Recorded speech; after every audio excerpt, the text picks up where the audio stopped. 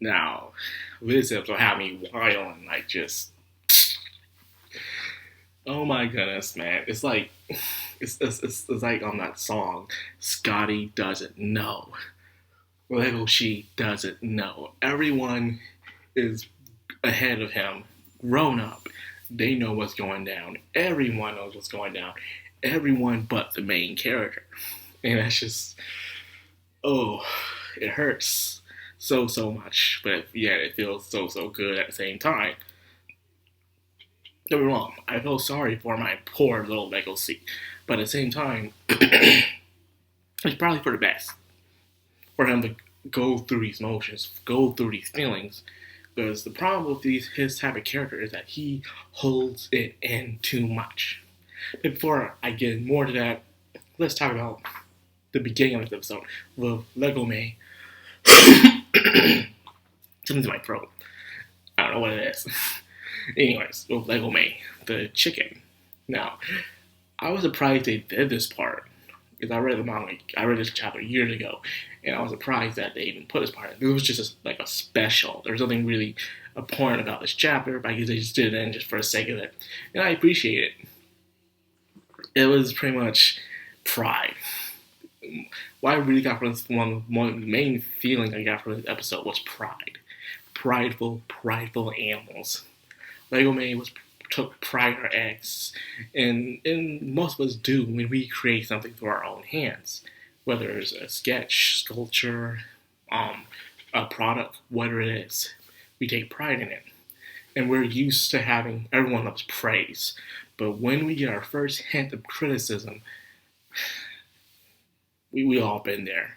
We all been there when someone criticizes something you make, and even if it's for very constructive criticism or just didn't feel like having it, you feel upset. Something inside you just want to stop.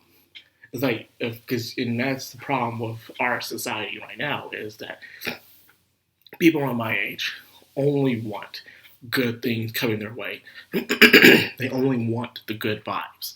They don't want the bad vibes. You need the bad vibes so you can improve on yourself. If you're only getting good vibes, you don't know if your work is really all that in the first place. And that's how it is on Twitter and Facebook, Someone makes a post or a tweet, and all they want is likes and retweets and people saying how much they agree or how much they like what they did. But then when someone pulls in some criticism, even if it's friendly criticism, they block you. They block you. And they call you a troll, an alt-right troll. Like, I just said I understand what you're going through, but can you try to agree that some people will have to disagree with you on something? I got blocked so many times for that stuff. Hell, even Jason Schreier blocked me for some constructive criticism. What a thin-skinned mother. Anyways, I'm getting too far off. Well, anyways, it turns out her eggs were actually so good at the point that they were being served on Fridays. So there was nothing really wrong with eggs. And never overreact. When someone gives you constructive criticism or they don't like what you did or what you make, get over it. You have to get over it. Look at all the sides of a situation and see what you can improve on. Therefore, your product will be better. If you ignore these criticisms, and they're very constructive, your product might stay the same. And sure, that may be good for a little while, but sooner or later, it's going to suck. Someone's going to make the same product you did, but they're going to do better because they actually took that criticism, and they're the ones going to be making the money, and not you. Now, we're finally off that part. Now, into the main juicy stuff. Love. Springtime is here for our characters. The three main characters, exactly. Mainly two of the characters. Lewis is just there for something, and he knows when he grows up, he'll have to marry someone, an arranged marriage, to continue on his bloodline. Now, when it comes to Legoshi and Haru wants love. Legoshi doesn't know he's in love until the very end of the episode with that very famous pose. That pose. Anyways, I knew this was going to happen. I knew it was going to happen. It's like those terrible comedy movies where the girl's sleeping with a guy and the other guy likes her, but she's sleeping around with the best friend.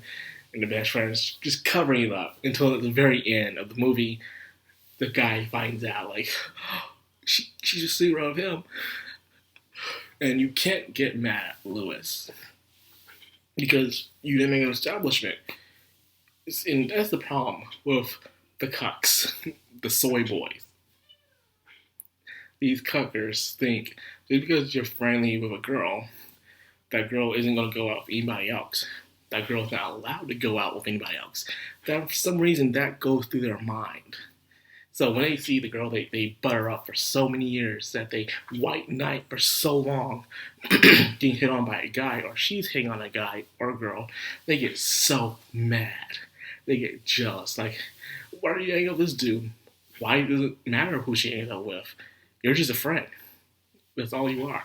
You didn't ask her out. You didn't take the time to ask her out. You were going through all these steps to ask a girl out. If you go through steps to ask someone out, you just might as well quit. That's not how it works. Just that the girl likes you or she don't. If she don't, move on. But then again, you gotta put yourself out there, man. Put yourself out in that market. So anyways, they've been doing this for a while. Lewis and Haru. And then how Legoshi walks in, like, awkward situation, but Lewis knows how to act so calm, even in that situation. But Legoshi was smelling her, like, you smell familiar. He's like, man, get off of me. Get off of me. And then we have poor little Juno. Juno is new, okay? She's the first here. And how she, oh my god, she loves Legoshi. Legoshi's just not into her, you know? It's not in a bad way, it's just that he's too busy in Haru. Haru's already caught him. Haru is her first love. When most people have their first actual crush in adolescence, they can't think of nobody else. It's like some type of pheromone goes off, and the person must catch that person. Even if other girls like them, they don't even pay attention. So if you're a girl and you see a guy you like, and they're just aiming for that one guy, leave it alone. Leave it alone. There's nothing you can do. That guy don't have that girl in his brain until he is rejected or he asks her out. It's only then he can do something. Only afterwards. Not before or between. If he's rejected, you can pick up the pieces if you want to and see if you can work out something better. Or you can move on with yourself. But it's really, really hard to do so. So, everyone's getting ready for a festival. Still, his best friend, childhood friend, Jack, found his bunny magazine. It's hilarious how I had the bunny magazine because, Playboy had the bunnies and stuff. And I couldn't catch on to that last episode. So it's no brainer. It's a Playboy magazine. The bunnies on it, for God's sakes. I should have figured that out. Now, when he saw Lewis just going over there and patting her on the head, she's making these faces he has never seen before because you barely hang out with her.